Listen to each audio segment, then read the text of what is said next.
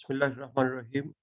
आज का जो हमारा लेक्चर है वो है क्रिटिकल फिनोमेना ऑफ गैसेस।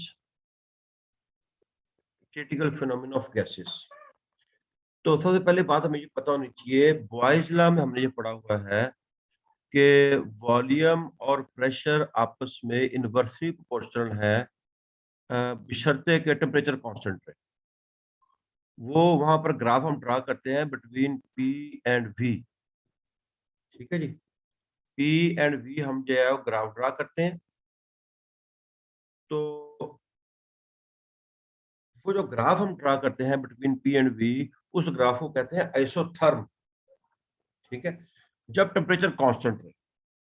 ठीक है जी, जब भी टेम्परेचर कांस्टेंट होगा तो हम जो ग्राफ ड्रा करेंगे उस ग्राफ को हम कहते हैं आइसोथर्म। और आमतौर पर बॉयज लॉ के अंदर टेम्परेचर कांस्टेंट रखते हैं हम, प्रेशर और वॉल्यूम के दरमियान हम ग्राफ ड्रा करते हैं। ठीक है जी। अच्छा, अगर हम थोड़ा सा ग्राफ पर देखें तो ये ग्राफ है हमारा। ठीक है जी। इस ग्राफ में हमारे पास हर वो कर्व, ये सारी की सारी आइसोथर्म्स है।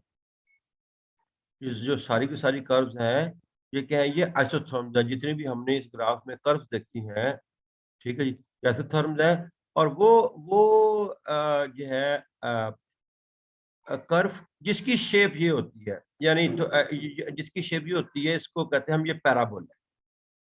ठीक है, ये पैराबोलिक कर्व है। ये भी निस्बतन पैराबोलिक कर्व है दूसरी कर्व से। ये जो कर्व है ये 50 डिग्री सेंटीग्रेड पर बनाई थी। ये जो कर्व है ये 40 डिग्री सेंटीग्रेड पर हमने बनाई थी। ठीक है जी।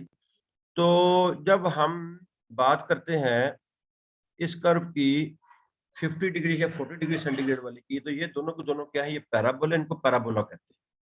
ठीक है, नीचे वाली कर्व्स पैराबोला नहीं है। ठीक है, और ये हमने कर्व्स ली हैं 50 डिग्री सेंटीग्रेड पर, फिर 40 डिग्री सेंटीग्रेड पर, फिर हमने 20 30 ये 31.1 डिग्री सेंटीग्रेड है, 21.5 डिग्री सेंटीग्रेड है, और 13.1 डिग्री सेंटीग्रेड है। ये 5-6 कर्व हमने जो है वो ड्रा किए हैं। अच्छा जी, ये जो कर्व्स थी, एक साइंटिस्ट था एंड्रयू। ठीक है जी, उसने इन कर्व्स को स्टडी किया था। ठीक है, जो उसको हम कहते हैं आइसोथर्म्स ऑफ कार्बन डाइऑक्साइड, क्योंकि यहाँ पर जो गैस इस्तेमाल की गई है, जो एंड्रयू ने स्टडी की थी, वो गैस थी कार्बन डाइऑक्साइड। इसलिए हम कहते हैं isotherms of carbon dioxides at various temperatures. Isotherms of 1 mole of carbon dioxide at various temperatures. ठीक है, आइसोथर्म्स हमने इसको क्यों कहा है? हमने इसको आइसोथर्म्स इसलिए कहा है क्योंकि ये वो ग्राफ्स हैं जब टेम्परेचर कांस्टेंट रखा गया। When temperature is constant, the graph is called isotherm. और हमने ये ग्राफ 50 डिग्री सेंटीग्रेड पर, 40 पर, 31.1, 21.5, 13.1 डिग्री सेंटीग्रेड पर हमने ये ग्राफ ड्रा किया। वन बाय वन हम इनको जो है ना वो डिस्कस करते जाएंगे। अच्छा जी, तो बात ये है कि असल में हम ये चाह रहे थे कि हमने कार्बन डाइऑक्साइड गैस है, गैस को हमने लिक्विफाई करना है, हमने इस गैस को लिक्विड बनाना है। तो गैस को जब हमने लिक्विड बनाना होता है तो उसके लिए हमें टेम्परेचर भी लो करना पड़ता है और प्रेशर भी हाई करना पड़ता है। ठीक है जी, टेम्परेचर भी लो करना पड़ता है और प्रेशर भी हाई करना पड़ता है। वो टेम्परेचर जहां पर जाकर गैस लिक्विफाई हो जाती है, गैस लिक्विड बन जाती है, उस टेम्परेचर को हम कहते हैं वो क्रिटिकल टेम्परेचर है। तो क्रिटिकल टेम्परेचर कौन सा टेम्परेचर होगा? वो टेम्परेचर जहां पर किसी गैस को लिक्विफाई किया जा सकता है, और अगर हम उस टेम्परेचर से थोड़ा सा अबव चले जाएं, गैस लिक्विफाई नहीं हो सकती। यानी गैस की लिक्विफिकेशन जो है वो उसी सूरत में पॉसिबल है जब आप उस पार्टिकुलर टेम्परेचर पर हो या उससे नीचे हो। जैसे कार्बन डाइऑक्साइड गैस जो है इसकी लिक्विफेक्शन के लिए जो हमें टेम्परेचर चाहिए वह 31.1 डिग्री सेंटीग्रेड। ठीक है जी, ये वो टेम्परेचर है जहां पर कार्बन डाइऑक्साइड ने लिक्विफाई हो जाता है। अगर आप टेम्परेचर 32 पे ले जाते हैं, गैस लिक्विफाई नहीं हो सकती। गैस लिक्विफाई नहीं हो सकती अगर टेम्परेचर 31.1 से ऊपर चला गया। इवन 31.2 पर भी चले जाएं तो गैस लिक्विफाई नहीं हो सकती। गैस की लिक्विफिकेशन के लिए, कार्बन डाइऑक्साइड की लिक्विफिकेशन के लिए लाजिम है कि आपका टेम्परेचर जो है ना 31.1 से ऊपर नहीं होना चाहिए। तो वो टेम्परेचर जहां पर जाकर कोई भी गैस लिक्विफाई हो जाती है और उससे ऊपर टेम्परेचर पर वो लिक्विफाई नहीं हो सकती, उसको हम कहते हैं क्रिटिकल टेम्परेचर। उस वक्त जो प्रेशर लग रहा होता है, क्रिटिकल टेम्परेचर आपके पास है और आपका जो प्रेशर लग रहा है, उसमें जो प्रेशर लग रहा होता है ना, उस प्रेशर को हम कहते हैं क्रिटिकल प्रेशर। सबसे पहले आपने क्रिटिकल टेम्परेचर को डिस्कस करना है, ठीक है? और जब क्रिटिकल प्रेशर टेम्परेचर डिस्कस हो जाए, तो उस वक़्त जो प्रेशर लग रहा होता है, उसको हम कहते हैं उसका क्रिटिकल प्रेशर है। और इस टेम्परेचर पर यानी क्रिटिकल टेम्परेचर पर, क्रिटिकल प्रेशर पर किसी भी गैस का 1 मोल जितना वॉल्यूम ऑक्यूपाई करेगा, हम कहते हैं that is known as the critical volume. तो मैंने कहा कि क्रिटिकल टेम्परेचर और क्रिटिकल प्रेशर जो है, क्रिटिकल टेम्परेचर और क्रिटिकल प्रेशर जो है, इस जहां पर किसी भी गैस का जो 1 मोल है जितना वॉल्यूम ऑक्यूपाई करता है, उसको हम कहते हैं वो उसका क्रिटिकल वॉल्यूम है। तो 3 टर्म हम यूज कर ली, critical pressure, critical volume, critical temperature.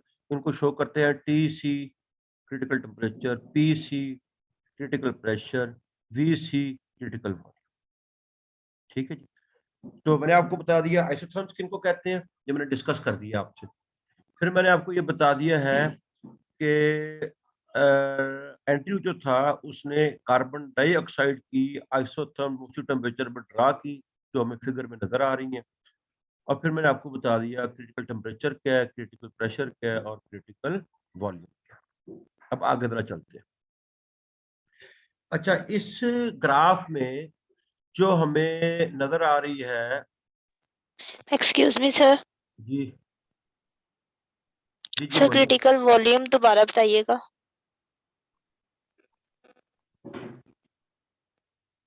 Critical volume actually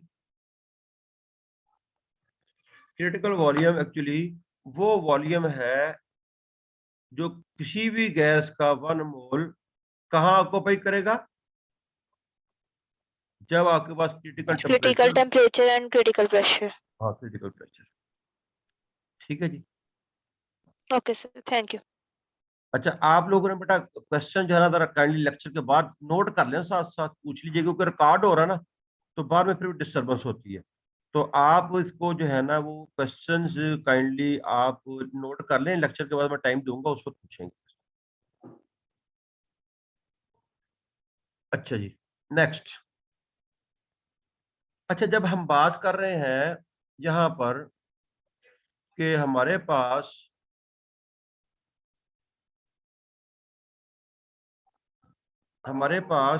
हमने 31.1 डिग्री सेंटीग्रेड ये जो टेम्परेचर है ये वाला, ठीक है, this is the critical temperature of the this is the critical temperature of the carbon dioxide. ये कार्बन डाइऑक्साइड का क्रिटिकल टेम्परेचर है। अच्छा, इस पर जरा मेरे ग्राफ को देखते हैं। ये जो आपको नजर आ रहा है यहाँ पर ये ग्राफ, ये वाला 31.1 डिग्री सेंटीग्रेड, आप अपनी बुक्स को भी सामने रखेंगे, जहां जरूरत पड़ती है वहां आप अपने मोबाइल से भी स्क्रीनशॉट ले सकते हैं।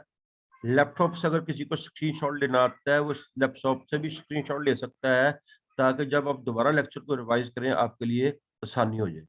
लेकिन स्क्रीनशॉट साथ लेते रहेंगे, बुक के ऊपर नोट करते रहेंगे, एक रफ कॉपी आपके पास होनी चाहिए जिसके ऊपर आप अपने क्वेश्चन या इंपॉर्टेंट पॉइंट्स नोट कर लें। ठीक है जी। तो हम बात कर रहे थे कि हमारे पास ये 31.1 डिग्री सेंटीग्रेड का ग्राफ है। अच्छा, एक्स एक्सिस पर वॉल्यूम ड्रा किया हुआ है, एक्स एक्सिस पर जो है ना वो वॉल्यूम है, और वाई एक्सिस पर जो है वो प्रेशर है। अच्छी तरह ये बताएं, किसी भी गैस के ऊपर अगर प्रेशर बढ़ाते जाएं तो वॉल्यूम डेफिनेटली क्या होगा, इससे हिस्सा कम होता जाएगा। प्रेशर बढ़ाते जाएंगे, वॉल्यूम कम होता जाएगा। तो अगर हम देखें कि ये जो ग्राफ है, ग्राफ को हम स्टार्ट करेंगे यहां से, ठीक है जी, यहां से हम ग्राफ को स्टार्ट करेंगे। ये जो ग्राफ है, ये ग्राफ जैसे जैसे आप प्रेशर बढ़ाएंगे तो देखें इस अलोंग एक्स एक्सिस जो है ना वॉल्यूम बढ़ रहा है। अगर रिवर्स करेंगे, वॉल्यूम कम हो रहा है, वॉल्यूम कम हो रहा है, वॉल्यूम और कम हो रहा है, वॉल्यूम और कम हो रहा है, वॉल्यूम और कम हो रहा है, वॉल्यूम कम होता चला जा रहा है। जब आप प्रेशर बढ़ाएंगे, जब आप प्रेशर बढ़ाएंगे, ठीक है ना, तो आपके पास जो है इसका वॉल्यूम क्या हो रहा है, कम हो रहा है, ये वॉल्यूम कम हो रहा है, ये वॉल्यूम कम हो रहा है, ठीक है जी, ये वॉल्यूम कम हो रहा है, ये वॉल्यूम कम हो रहा है, प्रेशर बढ़ रहा है। देखें, प्रेशर बढ़ने के साथ साथ जो है ना वो कर्व जो है ना वो वॉल्यूम की डिक्रीज की तरफ मूव कर रही है, डिक्रीज की तरफ मूव कर रही है, ठीक है जी। इस कर्व का नाम है ई एफ और जी। जो कर्व है E F G 31.1 degree centigrade पर, यानी क्रिटिकल टेम्परेचर पर, ये जो कर्व हमने जब ड्रा की है, इसका जो हमने कर्व का नाम रखा ई एफ जी रखा है। अच्छा, ये कर्व जैसे जैसे प्रेशर बढ़ा रहे हैं वैसे वैसे वॉल्यूम कम हो रहा है, वॉल्यूम कम हो रहा है, वॉल्यूम कम हो रहा है। अच्छा, बिल्कुल करीब जाकर ना अगर गौर से देखें, सिर्फ इतना यहां से ऑनवर्ड, यहां से लेकर एफ पॉइंट तक, यहां तक, यानी यहां से लेकर यहां तक निस्बतन लाइन स्ट्रेट है। पहले वो ऊपर की तरफ चढ़ रही थी, ऊपर की तरफ ना आहिस्ता राइज भी हो रही है, पीछे भी आ रही है, लेकिन आहिस्ता आहिस्ता, लेकिन जब इस पॉइंट पर पहुंचती है ना तो वो लाइन निस्बतन हॉरिजॉन्टल हो जाती है। अच्छा, हम करना क्या चाह रहे हैं, हम गैस को लिक्विड बनाना चाह रहे हैं। तो गैस जब लिक्विड बनना चाह रही है या आप उसको लिक्विड बनाना चाह रहे हैं, तो जिस वक्त उसके ग्राफ पर या उसकी आइसोथर्म पर हॉरिजॉन्टल लाइन आ जाएगी ना, हॉरिजॉन्टल लाइन, ठीक है, इसका मतलब है वहां पर वो लिक्विड बनना स्टार्ट होगी। ठीक है, जहां से हॉरिजॉन्टल कर्व स्टार्ट होगी वहां से वो लिक्विड बनना स्टार्ट हो गई है, ठीक है जी। और जो लिक्विड बनना स्टार्ट हो गई है तो फिर जितना देर हॉरिजॉन्टल कर्व रहती है वहां पर गैस लिक्विड बन रही होती है, यानी वहां गैस गैस भी होती है और गैस उस वक्त लिक्विड की शक्ल में भी होती है, जितना पोर्शन उस आइसोथर्म का हॉरिजॉन्टल होता है, उस हॉरिजॉन्टल पोर्शन में। ये मैंने दो रेड निशान लगा दिए हैं ताकि आपको इस बात की समझ आ जाए कि इस पोर्शन में कार्बन डाइऑक्साइड लिक्विफाई हो, ठीक है जी। अच्छा, उसके बाद जैसे ही पीछे हम चलते हैं, जो हमारा एफ जी पोर्शन है, या एफ एफ पॉइंट तक तो वो लिक्विफाई हो गई। यहाँ पर जैसे हॉरिजॉन्टल पोर्शन खत्म होगा, ये साथ ही एफ जी स्टार्ट, ये वर्टिकल पोर्शन स्टार्ट हो जाएगा, वर्टिकल पोर्शन, ठीक है। ये वाला पोर्शन जो है, ये वर्टिकल पोर्शन है, ये वाला पोर्शन जो है ये स्टार्ट हो जाएगा। जैसे ये पोर्शन स्टार्ट होगा, इसका मतलब लिक्विड बन चुकी है। अब सिर्फ प्रेशर बढ़ रहा है, क्योंकि ऊपर की तरफ क्या हो रहा है, प्रेशर इंक्रीज कर रहा है। अब वो गैस गैस नहीं रही, अब सारी की सारी क्या बन गई, वो लिक्विफाई हो चुकी है। सिर्फ प्रेशर बढ़ा रहे हैं, इसके अलावा अब मजीद वॉल्यूम में कमी खातिर खा नहीं हो रही, ठीक है जी। तो जिस वक्त क्रिटिकल टेम्परेचर पर गैस लिक्विड बन रही होती है, उस वक्त जो प्रेशर होता है उसको उसका क्रिटिकल प्रेशर, और वो जो वॉल्यूम 1 मोल गैस ऑक्यूपाई करती है उसको उसका क्रिटिकल वॉल्यूम। अच्छा, अब अगर हम ये, तो हमने कार्बन डाइऑक्साइड को डिस्कस कर लिया। अगर इस टेम्परेचर से थोड़ा सा ऊपर चले जाते हैं हम, इवन 32 पे चले जाएं, 33 पर चले जाएं, तो वो गैस लिक्विफाई नहीं हो सकती, वो गैस लिक्विफाई नहीं हो सकती। तो अगर आप ये 40 डिग्री सेंटीग्रेड वाली कर्व देखें, ये वाली 40 डिग्री सेंटीग्रेड वाली कर्व देखें, ये वाली, ठीक है, या 50 डिग्री सेंटीग्रेड वाली कर्व देखें, इसमें कोई हॉरिजॉन्टल पोर्शन नहीं है, ये प्योर आइसोथर्म्स है, ठीक है। और इसका मतलब है कि इस टेम्परेचर पर चूंकि हॉरिजॉन्टल पार्ट कोई नहीं है इसका, इसलिए हम ये कहते हैं कि यहाँ पर गैस को लिक्विफाई करना पॉसिबल नहीं है अबव 31.1 डिग्री सेंटीग्रेड। ठीक है जी। अच्छा, उसके बाद अगर हम देखें वो कर्व जो इससे नीचे है, यानी 50 वाली डिस्कस हो गई, 40 वाली डिस्कस हो गई, 31.1 वाली डिस्कस हो गई। अब हम 21.5 वाले पर आते हैं, इस कर्व पर आ रहे हैं। अब हम इस कर्व पर आ रहे हैं। ठीक है जी। जब हम इस कर्व पर आ रहे हैं तो अब हम आ रहे हैं 21.5 डिग्री सेंटीग्रेड वाली कर्व पर आ रहे हैं। ठीक है जी। तो जब इस कर्व पर आ रहे थे, इसमें भी देखें आप, इसमें भी शुरू में जब प्रेशर बढ़ाते हैं वॉल्यूम कम होता है, वॉल्यूम कम होता है, वॉल्यूम कम होता है, लेकिन इसका ये जो पोर्शन है यहाँ से बी से लेकर सी तक, ये हॉरिजॉन्टल है। ठीक है जी। ये हॉरिजॉन्टल पोर्शन है। क्योंकि ये हॉरिजॉन्टल पोर्शन है यहाँ से यहाँ तक, ठीक है, तो इस दौरान गैस जो है वो लिक्विफाई होना स्टार्ट हो गई है। इसका मतलब पहले गैस ने यहाँ पर लिक्विड बना स्टार्ट किया था 31.1 पे। अब गैस पहले ही से लिक्विफाई होना शुरू हुई क्योंकि आपने टेम्परेचर क्या कर दिया हुआ है, कम कर दिया। टेम्परेचर चूंकि कम है इसलिए गैस जो है वो इजीली लिक्विफाई हो रही है। ठीक है जी।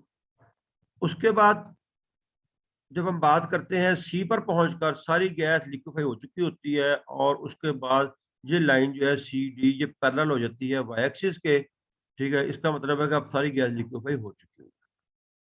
अगर हम लास्ट वाले को डिस्कस करें 30.1 डिग्री सेंटीग्रेड पर जो हमने कर्व ड्रा की है, तो उसमें देखिए कि हमारा हॉरिजॉन्टल पोर्शन एम से स्टार्ट हो जाता है। यहाँ से देखिए, यहाँ से एन तक सारा का सारा क्या है, एन तक। ठीक है जी। यहाँ से एन तक जो है वो सारा का सारा पोर्शन जो है वो हमारा क्या है, वो हॉरिजॉन्टल है। यानी ये उससे भी पहले लिक्विफाई होना स्टार्ट हो गई है क्योंकि आपका टेम्परेचर लो हो गया है। अब निस्बतन कम प्रेशर के ऊपर भी गैस जो है ना वो लिक्विफाई हो सकती है। तो इस तरह हम टेम्परेचर कम करके गैस को ज़्यादा आसानी से लिक्विफाई कर सकते हैं, ज़्यादा आसानी से लिक्विफाई कर सकते हैं। ठीक है जी। लो जी, पहले तो हमने ये भी हम डिस्कस किया है कि क्रिटिकल टेम्परेचर क्या होता है, फिर हमने डिस्कस किया है क्रिटिकल जो है ना वो प्रेशर क्या होता है, क्रिटिकल वॉल्यूम क्या होता है, फिर हमें कार्बन डाइऑक्साइड की एंट्री ने जो ड्रा की थी, ठीक है, वो हमने डिस्कस कर ली। ठीक है। अच्छा, अब हम ज़रा डिस्कस करते हैं इस तमाम में से जो है ना कि इसके अहम-अहम हमने ग्राफ में क्या फीचर्स पढ़े हैं। ठीक है जी। हमने इस ग्राफ में अहम फीचर्स क्या पढ़े वो हम देखने जा रहे हैं। तो पहली बात जो ये है कि जिस वक्त आप ग्राफ ड्रा कर रहे होते हैं क्रिटिकल टेम्परेचर के ऊपर, वैसे तो हर कर्व को आइसोथर्म कहा जाता है, लेकिन आप जब ग्राफ ड्रा कर रहे होते हैं क्रिटिकल टेम्परेचर के ऊपर, ठीक है, तो उसको हम कह रहे होते हैं क्रिटिकल आइसोथर्म। ठीक है जी। उसको हम क्या कह रहे होते हैं, क्रिटिकल आइसोथर्म। अच्छा जी। तो अब बात ये है कि जब मैं अब ये आप ग्राफ अपने सामने रखेंगे उसको हम डिस्कस करने जा रहे हैं। अच्छा जी। तो बात ये है कि अगर हम क्रिटिकल टेम्परेचर पर, तो हमें पता है लिक्विफाई बन जाता है। अगर हम टेम्परेचर को रखें 32.5 डिग्री सेंटीग्रेड पर, जो कि 31.1 से एक काफी ऊपर है, 1 डिग्री सेंटीग्रेड से ज्यादा ऊपर है, तो वहां पर गैस जो है लिक्विफाई नहीं हो सकती। उसके बाद जो है 31.1 डिग्री सेंटीग्रेड पर जो कर्व हासिल होती है उसको हम कहते हैं क्रिटिकल आइसोथर्म। वो क्या कहलाती है, क्रिटिकल आइसोथर्म। जैसे जैसे हम 21.5 पे आते हैं, 31.1 पे आते हैं, तो हम देखते हैं कि जो हॉरिजॉन्टल पोर्शन है वो काफी अर्ली स्टार्ट हो गया। इसका मतलब गैस को इजीली कन्वर्ट किया जा सकता है लिक्विड लिक्विड स्टेट के अंदर। तो जितना हम जो है क्रिटिकल टेम्परेचर के करीब होंगे, उतना ही आसानी से कर्व जो है उतनी ही आसानी से गैस जो है वो लिक्विफाई हो सकेगी। ठीक है जी। और उसके बाद जो है, अब तक देखें तो इस तमाम हर आइसोथर्म के 3 पोर्शन हैं, और पहला पोर्शन जो है वो है हमारे पास ये वाला पोर्शन लगा लें, ये वाला जो है, ठीक है जी। और उसके बाद दूसरा पोर्शन हॉरिजॉन्टल है। जैसे हम आखिरी कर्व की बात करें, LM है, दूसरा MN है, और तीसरा पोर्शन जो है NO है। पहला पोर्शन LM में वो गैस होती है, M से N तक वो लिक्विड बन रही होती है, N से O तक प्योर लिक्विड बन जाती है, क्योंकि M और N में गैसियस प्रॉपर्टीज भी पाई जाती हैं और लिक्विड प्रॉपर्टीज भी पाई जाती हैं। ठीक है। तो यहाँ तक हमने इसको डिस्कस किया है। ये हमारा